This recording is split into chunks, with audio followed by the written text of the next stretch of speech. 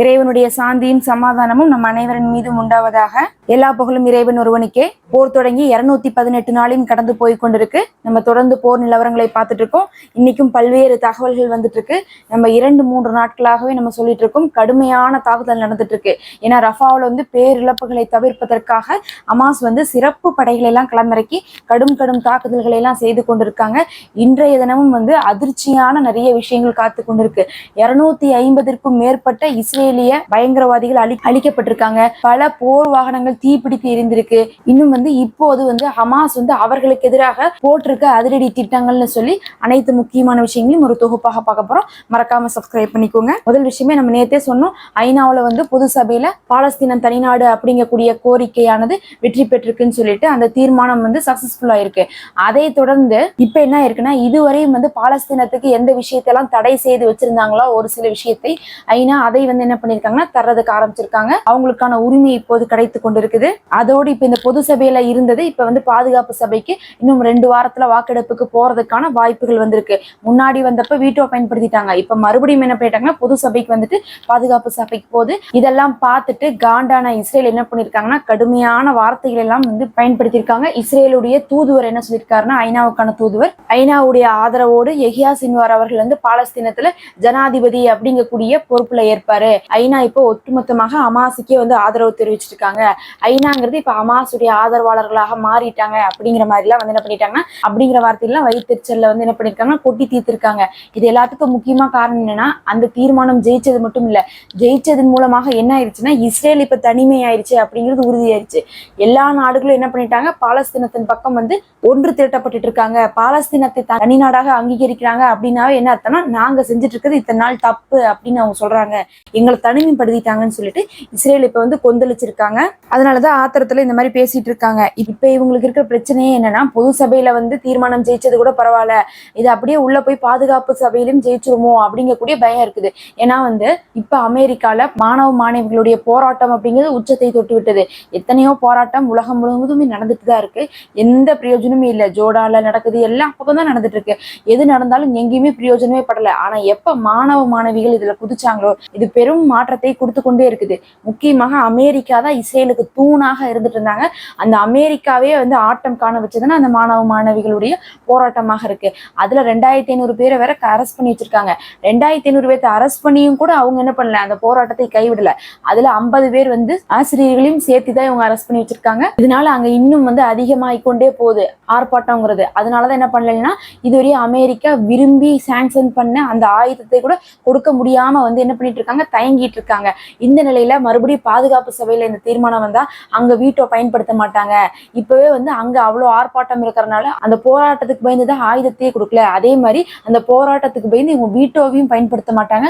அதனால இந்த தீர்மானம் ஜெயிச்சிரும், தனிநாடு அப்படிங்கக்கூடிய அந்தஸ்து பாலஸ்தீனத்துக்கு கிடைச்சிரும், அவங்க கேட்ட மாதிரி நடந்துருமேன்னு சொல்லிட்டு இப்ப இஸ்ரேல் என்ன பண்ணிட்டு இருக்காங்கன்னா, இஸ்ரேல் ரொம்பவே ஆதங்கத்துல இருந்து கொண்டு இருக்கிறாங்க. இதே மறுபக்கம் ஹமாஸை எடுத்து பார்த்தா ஹமாஸ் ரொம்பவே நேத்தே சந்தோஷத்தை தெரிவிச்சிருந்தாங்க. இன்னைக்கு என்ன சொல்றாங்கன்னா, எங்க மக்களுக்கான உரிமை கிடைச்சிருக்குது, இதன் மூலமாக எங்களுடைய சுதந்திரத்தை நிலைநாட்டி கொடுக்குறீங்க நீங்க, இது அப்படியே என்ன பண்றது, பாதுகாப்பு சபைக்கு போகும்போது இது முழுமையாக நடந்தா எங்களுக்கு ரொம்ப சந்தோஷமா இருக்கும், அதை நீங்க ஐநா உறுதிப்படுத்தி கொடுங்க, இன்னும் இந்த ஜியோனிச படைகள் இருந்து நீங்க காசாவை காப்பாத்துங்க, ஏதாவது ஒரு நடவடிக்கை எடுங்க அப்படிங்கிற மாதிரி எல்லாம் கோரிக்கை வச்சிருக்காங்க. நம்ம பொறுத்திருந்து பார்க்கலாம். அது பாதுகாப்பு சபைக்கு இன்னும் 2 வாரத்துல வரப்போகுது. அடுத்து ஒரு முக்கியமான விஷயம்னா, போர் நிறுத்தத்துக்கான பேச்சுவார்த்தையும் ஃபெயிலியர் ஆயிடுச்சுன்னு நம்ம சொன்னோமா, அது தொடர்ந்து என்ன பண்ணிருக்காங்கன்னா, இப்ப அல் ஜசீரால அவங்க பேட்டி கொடுத்திருக்காங்க. ஹமாஸுடைய தலைவர் என்ன சொல்றாங்கன்னா, இவங்க போர்க்களத்துல ஜெயிக்க முடியாதெல்லாம் பேச்சுவார்த்தையில ஜெயிச்சுக்கணும்னு ஆசைப்படுறாங்க, அதுக்கப்புறம் அரசியல் ரீதியாக ஜெயிக்கணும்னு ஆசைப்படுறாங்க. அதுக்கு வாய்ப்பே இல்லை.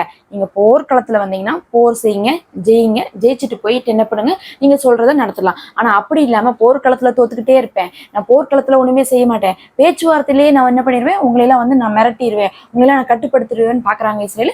அதனாலதான் நாங்க என்ன பண்ணிட்டோம், அந்த பேச்சுவார்த்தை ஃபெயிலியரா போச்சு, நாங்க அவங்களுக்குலாம் கட்டுப்பட மாட்டோம், ரஃபாவை தாக்கி விட்டு நீங்க பேச்சுவார்த்தைக்கு வந்தா நாங்க விட்டு கொடுக்கணுமா, விட்டு கொடுக்க மாட்டோம்னு சொல்லியிருக்காங்க. ஏற்கனவே வந்து இந்த தடவை வந்து அந்த போர் நிறுத்தத்துக்கான பேச்சுவார்த்தை போய் ஃபர்ஸ்ட் வந்து ஹமாஸ் ஒத்துக்கிட்டாங்களே, அதுல அதிகமாக வந்து பாலஸ்தீன சிறை கைதிகள் பத்தியான பேச்சுகளே வரல. காரணம் என்னன்னு பார்க்கும்போது, சரி இவங்க என்ன பண்ணிட்டு இருக்காங்க, இப்ப நம்ம மேல கெட்ட பேரை போட்டுட்டு இருக்காங்க, ஹமாஸ் தான் ஒத்துக்க மாட்டேங்குது அப்படிங்கக்கூடிய ஒரு விஷயத்தை சொல்லியே வந்து உலகத்தையே வந்து ஹமாஸின் பக்கம் வந்து எதிரிகளாக திருப்பிட்டு இருந்தாங்க. அதுக்கப்புறம் நாங்க ஒத்துக்கிறோம், நாங்க ஒத்துக்கிட்டாலும் இவங்க நிறுத்த மாட்டாங்கன்னு காட்டுறோம் பாருங்கன்னு சொல்லிட்டு அவங்க செஞ்சதுக்கு அப்புறம் இப்ப எல்லாருமே இஸ்ரேல் மேல வந்து என்ன பண்ண ஆரம்பிச்சிட்டாங்க, அவங்க மேலதான் தப்புன்னு சொல்லிட்டு குற்றம் சுமத்த ஆரம்பிச்சதுக்கு அப்புறம் இப்ப ஹமாஸ் வந்து என்ன சொல்றாங்க, நாங்க அப்ப வந்து சில நிபந்தனைகள்லாம் வைக்கணும், ஆனா அப்ப அதை வைக்க முடியாம ரொம்ப ஸ்ட்ரிக்டா பேச முடியாம இருந்துச்சு, அதை பத்தி பேசினா இல்ல அவங்க எச்சா எதிர்பார்க்கறாங்கன்னு சொல்லிட்டு அவங்க வந்து என்ன பண்ணிடுவாங்க, ஹமாஸ்னாலதான் இப்ப இது கேன்சல் ஆயிடுச்சுன்னு சொல்லிடுவாங்க. அதனால நாங்க என்ன பண்ணிட்டோம், ஃபர்ஸ்ட் அதை அக்செப்ட் பண்ணிட்டோம். ஆனா இப்ப ரஃபாவை தாக்குறதுனால நாங்க என்ன சொல்றோம், ஒவ்வொரு நிபந்தனைகளையும் நாங்க வந்து குறையவே பண்ண மாட்டோம், முக்கியமா சிறை கைதிகள் விஷயத்துல நாங்க இன்னும் டைட் பண்றோம், போன தடவை அதெல்லாம் நாங்க பேசல, அதையும் நாங்க டைட் பண்ண போறோம்னு சொல்லிட்டு அறிவிச்சிருக்காங்க. மொத்தத்துல பேச்சுவார்த்தையில சுமூகம் காண முடியாதுங்க அப்படிங்கறதை ஹமாஸும் ஒத்துக்கிட்டாங்க, ஹமாஸும் சொல்லிட்டு தான் இருக்கிறாங்க. அதை இன்னைக்கு சர்வதேசமே ஒத்துக்குச்சு. இவங்களுக்கு இன்னைக்கு சுதந்திரம் வேணும் அப்படின்னா இஸ்ரேலை அடிச்சாதான் உண்டு, அவன்கிட்ட பேசிலாம் எதுவும் சாதிக்க முடியாதுங்கிறது இன்னைக்கு எல்லாருக்கும் தெரிஞ்சிச்சு. அதனாலதான் இவங்க இப்ப வந்து இவ்வளவு தூரம் தாக்குதல்லாம் செஞ்சுட்டு இருக்காங்கிறத புரிஞ்சுக்கிட்டு எல்லாரும் இப்ப சைலண்ட் ஆறாங்க. அது ஹமாஸுக்கு ரொம்ப சாதகமா போச்சு. அவங்களுடைய கோரிக்கைகளை எல்லாம் வந்து ரொம்பவே வந்து வலுப்படுத்திட்டு இருக்காங்க. அதே நேரத்துல என்ன சொல்றாங்கன்னா, இதுதான் சரியான டைம், இப்பவாவது முஸ்லீம் நாடுகள் எல்லாம் எங்களுக்கு மறைமுகமான ஆதரவு கொடுக்கறதை விட்டுட்டு நேரடியான ஆதரவு கொடுங்க பாலஸ்தீனத்துக்குன்னு சொல்றாங்க. அதாவது மறைமுகமாக எல்லாரும் உதவிட்டு தான் இருக்காங்க. சவுதி முதல் கொண்டு பார்த்தா இவங்களுக்கு எல்லாம் சப்போர்ட் பண்ணிட்டு இருக்காங்க, மணி எல்லாம் கொடுத்துட்டு தான் இருக்காங்க. பல வருஷமா அவங்கள வந்து கட்டமைக்கிறதுக்காக, அவங்கள வந்து மீட் எடுக்கிறதுக்காக எல்லாம் வந்து பார்த்தா அவங்க மணி கொடுத்துருக்காங்க. அதனாலதான் பங்கர்லாம் அப்படி கட்டி வச்சிருக்காங்க அவ்வளவு செலவு பண்ணி. அதைதான் வந்து என்ன சொல்றாங்கன்னா, நீங்க மறைமுகமாக நிறைய ஹெல்ப் பண்ணிருக்கலாம், ஆனா இது ரைட் டைம், இப்ப நீங்க என்ன பண்ணுங்க, நீங்க பகிரங்கமாக வந்து பாலஸ்தீனத்துக்கு ஆதரவு தெரிவிங்கன்னு சொல்றாங்க. அதுல வந்து நம்ம துருக்கி எடுத்துக்கலாம், எஜிப்ட் எடுத்துக்கலாம், சவுதி, UAE, ஜோர்டானு இவங்களெல்லாம் வந்து என்ன பண்ணலாம், அந்த மாதிரி வரிசையில் எடுத்துக்கலாம். அவங்களாம் வந்து நாங்க பாலஸ்தீனத்துக்கு ஆதரவுன்னு சொல்லிட்டே என்ன பண்ணுவாங்க, இஸ்ரேலுக்கு வந்து சாதகமா செஞ்சுட்டு இருப்பாங்க.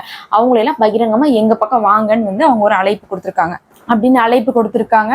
அடுத்து ரஃபால எப்படி இப்ப தாக்குதல்லாம் போயிட்டு இருக்குன்னு பார்க்கணும். முதல்ல அங்க வந்து போரை கண்காணிக்கக்கூடிய ஆய்வுக்குழு இருக்காங்க. அந்த குழுக்கள் தான் என்ன சொல்லிட்டு இருக்காங்கன்னா, இத்தனை பேர் இறந்துருக்காங்க அப்படிங்கக்கூடிய தகவல்லாம் கொடுத்துட்டு இருக்காங்க. ஏன்னா இஸ்ரேல் ராணுவம் 2 பேர் 3 பேருன்னு கம்மியா தான் சொல்லிட்டு இருக்காங்க. அவங்கதான் வந்து தொடர்ந்து எண்ணிக்கைகள்லாம் கொடுக்குறாங்க, அவங்கதான் தகவலை கொடுத்துட்டு இருக்காங்க. இன்னைக்கு அவங்க எச்சரிச்சிருக்காங்க, இஸ்ரேலை வந்து ரஃபாக்குள்ள நீங்க வந்து நுழையிறது வந்து உங்களுக்கு மரண படுகொலியாக இருக்கும். அங்க அல் கசாம் படை ரொம்ப ஸ்ட்ராங்கா இருக்கிறாங்க, அவங்க மீண்டும் வந்து என்ன பண்ணிட்டு இருக்காங்க, அவங்களுடைய குழுக்களை எல்லாம் கட்டமைத்து கொண்டு இருக்கிறாங்க, அங்க நீங்க போகாதீங்க அப்படிங்கறதை வந்து இன்னைக்கு வந்து போரை கண்காணிக்கக்கூடிய ஆய்வு குழுவே என்ன பண்ணிருக்காங்க, வார்னிங் கொடுத்திருக்காங்க இஸ்ரேலுக்கு. அதுலயும் அவங்க தெளிவா சொல்றாங்க, ஹமாஸை அழிக்கிறது அப்படிங்கிறது சாத்தியமே இல்லாத ஒரு விஷயம். கடந்த 24 மணி நேரத்துல மட்டுமே 18 அதிபயங்கரமான தாக்குதல்களை வந்து என்ன பண்ணிருக்காங்கன்னா இஸ்ரேலிய ஜியோனிச படைகளுக்கு எதிராக செய்திருக்காங்க. 3 விதமான ஆயுதங்களை பயன்படுத்தி இப்போது தாக்குதல் செய்துட்டு வராங்க. இப்ப நம்ம வந்து ரீசெண்டா வந்து ஒரு 2-3 ஆயுதங்கள் நம்ம கேள்விப்பட்டுட்டே வருகிறோம். அதெல்லாம் வந்து பார்த்தா இப்பதான் வந்து களமிறக்கி இருக்காங்க. அதுலயும் வந்து பங்கருக்குள்ள வர வைக்கிறாங்க, வர வச்சு அந்த பங்கர்ல இருந்தே வெடிக்க வைக்கிறாங்க. ஒரே நேரத்துல 100கணக்கான பேரும் வந்து இறக்குறதுக்கான வாய்ப்பு. ஒரு படை வராங்கன்னாவே ஒரு 20 பேர் 30 பேர்லாம் ஒட்டுக்கா உள்ள வராங்க. அப்படி வந்து பிளாஸ்டர் பண்ணி அப்படி வந்து அவங்க என்ன பண்றாங்க, பொறி வச்சு பிடிக்கிறாங்க. அதுல இன்னைக்கு பார்த்தா தெர்மோ பேரிக் அப்படின்னு சொல்லக்கூடிய ஒரு குண்டுகளை பயன்படுத்தி தாக்குதல் நடத்திருக்காங்க. ஒரே இடத்துல மட்டுமே 30 பேத்துக்கு மேல இஸ்ரேலிய ஜியோனிச படைகள் இறந்திருக்காங்கன்னு சொல்றாங்க. இப்ப இப்படி ஒரு ஆயுதத்தை இதுக்கு முன்னாடி அவங்க யூஸ் பண்ணதே இல்லை, இப்பதான் அவங்க இன்ட்ரோடியூஸ் பண்றாங்க. இது யார் கொடுத்தா, எங்கிருந்து வந்துச்சு, இவங்க ஓனான ப்ராடக்டா அப்படிங்கிறது கூட தெரியல. அதை பத்திலாம் இனிமேல் தான் சொல்லுவாங்க. நாம வந்து ஏசின் பத்தி கேட்டிருப்போம், தெர்மோபேரிக்னு சொல்லி புதுசா நேத்து ஒரு குண்டுகள் வீசியிருக்காங்க.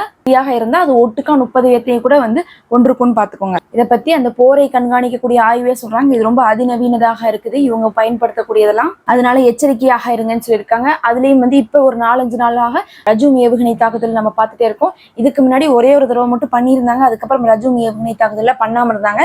இப்ப 4 நாட்களாக எப்ப ரஃபாக்குள்ள நுழைஞ்சாங்களோ அப்பவே ரஜூம் ஏவுகணை தாக்குதல் தான் பண்றாங்க. அது வந்து ரொம்பவே பக்கத்தாலதான் வந்து தாக்குதல் பண்ணக்கூடிய ஒரு ஏவுகணை, 15 கிலோமீட்டருக்குள்ளதான் பண்ண முடியும். அதனால ரஃபாவுக்குள்ள வந்து அவங்கள அங்கேயே வச்சு தாக்குறது.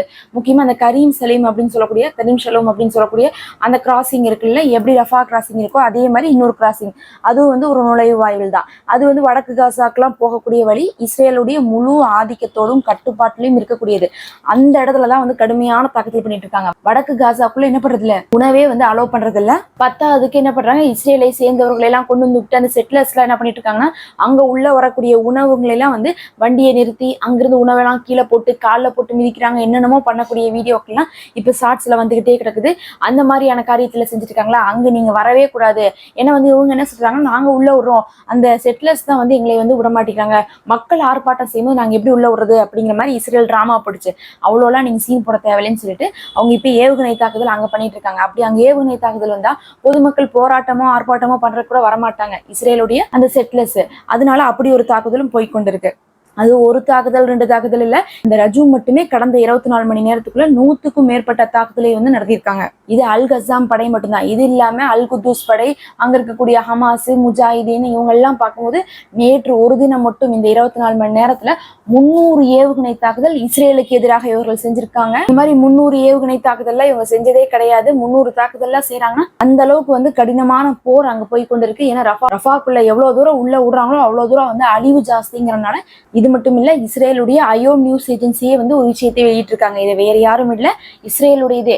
அதுதான் ரொம்ப முக்கியமா இருக்கு. ஏன்னா இவங்க எதை சொன்னாலும் வந்து என்ன பண்றதுல அதை மறுத்துறாங்க. ஆனா வந்து இஸ்ரேலுடைய நியூஸ் ஏஜென்சியே என்ன சொல்றாங்கன்னா, இப்ப வந்து அமெரிக்கா என்ன பண்ணிட்டாங்கன்னா, இப்ப ஹமாஸ் என்ன பண்ணிட்டாங்கன்னா நார்த் காசால மீண்டும் அவங்களுடைய கட்டமைப்பை எடுத்துட்டாங்க. அதே மாதிரி வந்து அவங்களுடைய கட்டமைப்பை மீண்டும் எடுத்திருக்காங்க அப்படிங்கிறாங்க. அதாவது அங்க வந்து அவங்க ஃபுல் ஃபார்ம்ல இருக்காங்க. அதுலயும் வந்து பார்த்தா இப்ப இஸ்ரேல் ராணுவம் என்ன பண்ணிட்டு இருக்கு, தொடர்ந்து ஜாஹி டவுன் அப்படிங்கக்கூடிய அந்த பகுதிக்குள்ள போயிட்டு இருக்காங்க. அதுக்குள்ள போய் தான் இன்னும் நிறைய பகுதிக்குள்ள போக முடியும். அது ரொம்ப முக்கியமான ஏரியா இருக்கு. அங்கதான் இப்ப என்ன பண்ணிட்டு இருக்காங்க, ஹமாஸ் ரொம்ப ஸ்ட்ராங்கா இருந்துட்டு இருக்காங்க. அதுல வந்து 8வது வழி சாலையில அவங்க உள்ள நுழைஞ்சிருக்காங்க. அந்த சமயத்துல 7க்கு மேற்பட்ட ராணுவ வாகனங்களை குறி வச்சு தாக்கியிருக்காங்க. அந்த ராணுவ வாகனத்துக்குள்ள 1ல 5 பேத்துக்கு மேல இருந்தாலும் கூட அந்த ஒரே இடத்துல மட்டுமே 35 பேத்துக்கு மேல வந்து இறந்து அப்படிங்கக்கூடிய விஷயத்தை போரை கண்காணிக்கக்கூடிய ஆய்வு நிறுவனமே சொல்லுது. மொத்தத்துல இன்னைக்கு 250க்கும் மேற்பட்டவங்க இஸ்ரேல் ராணுவத்துல இருந்து அழிக்கப்பட்டிருக்காங்க. 10க்கும் மேற்பட்ட மெர்கவா டேங்குகள் வந்து காலி செய்யப்பட்டிருக்குது. 300க்கும் மேற்பட்ட ஏவுகணை தாக்குதல் வந்து இஸ்ரேலை எதிர்த்து செஞ்சிருக்காங்கன்னு சொல்லிட்டு போரை கண்காணிக்கக்கூடிய ஆய்வு நிறுவனமே சொல்லியிருக்காங்க. இதெல்லாம் தான் முக்கியமான விஷயங்கள். அடுத்த ஒரு காணொலியில இன்னும் சில தகவல்களோடு உங்களை சந்திக்கலாம். தொடர்ந்து இணைந்திருங்கள்.